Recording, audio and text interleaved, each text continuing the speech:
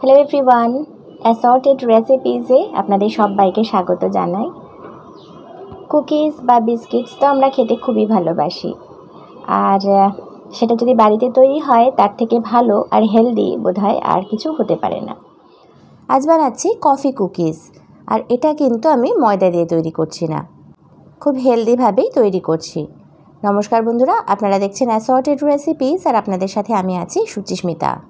এখানে মেজারিং কাপের 1 cup oats নিয়ে নিচ্ছি। এই কাপটা না থাকলে আপনারা যে কোনো একটা কাপ বা বাটির মাপে সব মেজারমেন্টগুলো করে নেবেন। দিয়ে দিচ্ছি 2 টেবিল স্পুন কর্নফ্লাওয়ার। এবার এই দুটো খুব ভালো করে মিশিয়ে নিচ্ছি।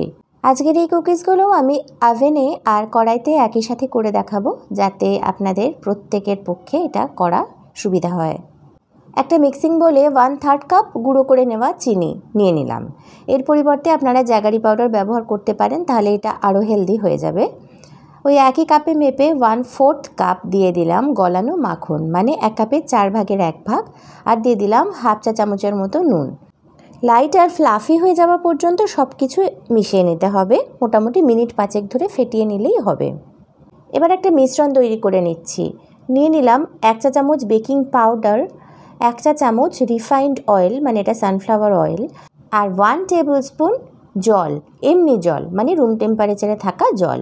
এবার সব কিছু খুব ভালো করে মিশিয়ে নিচ্ছি। এই জিনিসটা আমি ডিমের সাবস্টিটিউট হিসেবে ব্যবহার করছি। যেহেতু এগলেস কুকিজ, তাই ডিমের পরিবর্তে এটা অবশ্যই ব্যবহার করতে পারেন, তাহলে কিন্তু কুকিজ অনেক বেশি ভালো হবে। এইবার সব কিছু মিশিয়ে নেওয়ার পর দিয়ে দিলাম 1 টেবিল স্পুন মিল্ক পাউডার। এটা শুধুমাত্র টেস্টটা বাড়ানোর জন্য, যদি না থাকে একদম না দিলেও চলবে। দিয়ে দিলাম 2 টিস্পুন ইনস্ট্যান্ট কফি পাউডার, মানে আমরা বাড়িতে কফি তৈরি করার জন্য যে পাউডারটা ব্যবহার করি এটা সেটাই। যেহেতু কফি কুকিজ তৈরি হচ্ছে তাই এটা তো লাগবেই। আর সব কিছু খুব ভালো করে মিশিয়ে নিলাম।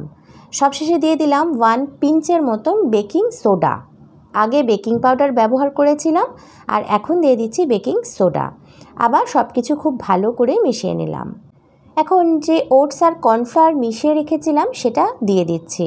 আচ্ছা, এখানে বলে দিই বন্ধুরা, কর্নফ্লাওয়ারটা যদি না থাকে আপনারা অ্যারারুট ব্যবহার করতে পারেন, আর যদি সেটাও না থাকে তাহলে আপনারা আটা ব্যবহার করতে পারেন বা ময়দা। এটা খুব ভালো করে মিশিয়ে নিলাম। নেওয়ার পর এবার এর মধ্যে দিয়ে দিচ্ছি আমি আটা। যেহেতু হেলদি কুকিজ তৈরি করছি তাই আটা ব্যবহার করছি। এখানে আমি 2 টেবিল স্পুন আটা দিয়ে দিচ্ছি।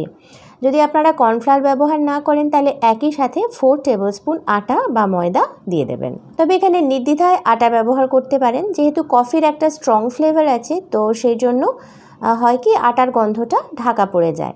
সুতরাং আটা ব্যবহার করলে কুকিগুলো অনেকটাই হেলদি হবে।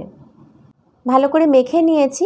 এবার একটা বেকিং ট্রেতে আমি একটুখানি বাটার ব্রাশ করে নিলাম। এবার এই কুকিজগুলো তৈরি করে, মানে শেপ দিয়ে বেক করে নেব। টেবিল স্পুন ব্যবহার করে এর থেকে একটা অংশ বের করে নিচ্ছি। এর ফলে কি হবে, প্রত্যেকটা কুকি সেম সাইজের হবে। আর তারপর এগুলোকে গোল করে একটুখানি ফ্ল্যাট করে দিচ্ছি, মানে যেভাবে আমরা নর্মাল কুকি দেখতে অভ্যস্ত সেরকমই বানিয়ে ফেলছি।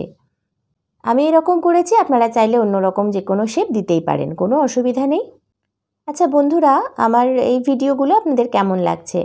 যদি কোনো রকম সাজেশন থাকে বা মনে হয় যে অন্যরকম কোনো কিছু দেখতে চান, তাহলে প্লিজ আমাকে একটু কমেন্ট করে জানান।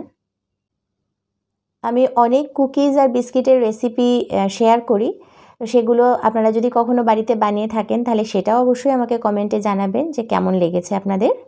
আচ্ছা, এগুলো বানানোর আগেই আমি মাইক্রোওয়েভ ওভেনটাকে 160 ডিগ্রি সেন্টিগ্রেডে কনভেকশন মোডে প্রিহিট করতে শুরু করে দিয়েছিলাম। তো এখন এটা প্রিহিট হয়ে গেছে। এখন এগুলো মোটামুটি 20 থেকে 25 মিনিটের মতন বেক করে নিতে হবে। যেহেতু 160 ডিগ্রিতে করছি তাই সময়টা একটু বেশি লাগবে। কড়াইতে তৈরি করার জন্য একটা হেভি বেসের অ্যালুমিনিয়াম কড়াইয়ের ভেতরে একটা স্ট্যান্ড রেখে ঢাকা দিয়ে আমি এটাকে হাই ফ্লেমে মোটামুটি 2 মিনিটের মতন গরম করে নিলাম। এটা গরম হয়ে গেছে। এখন এর মধ্যে কুকিজের প্লেটটা বসিয়ে দিচ্ছি। আচ্ছা, প্লেটটা কিন্তু একটু হেভি দেখে নেবেন, তাহলে পরে প্লেটটা পুড়বে না, না হলে কিন্তু পাতলা হলে পুড়ে যেতে পারে। এটাকে খুব সাবধানে কড়াইয়ের মধ্যে বসিয়ে দিতে হবে। যেহেতু কড়াইটা এখন খুব গরম, তাই খুব সাবধানে এটাতে হাত দিতে হবে। আর তারপরে ঢাকা দিয়ে লো ফ্লেমে মোটামুটি 25 মিনিটের মতো এটাকে বেক করে নিতে হবে। ওভেনের কুকিজগুলো তৈরি করতে আমার পুরো 25 মিনিট লেগেছে। 25 মিনিটে এগুলো একদম পারফেক্টলি তৈরি হয়ে গেছে। এখন এগুলো একটা কুলিং র্যাকের মধ্যে রেখে আমি ঠান্ডা করে নিচ্ছি। এখন এগুলো নরম, যেহেতু গরম আছে, ঠান্ডা হলে একদম পারফেক্ট হয়ে যাবে। আর দেখুন বন্ধুরা, কুকিজগুলো দেখতে কতটা পারফেক্ট লাগছে, একদম দোকানের মতো, তাই না? আচ্ছা, আপনারা কে কোথা থেকে আমার ভিডিও দেখছেন কাইন্ডলি একটু কমেন্টে জানান, তাহলে আমারও খুব ভালো লাগবে।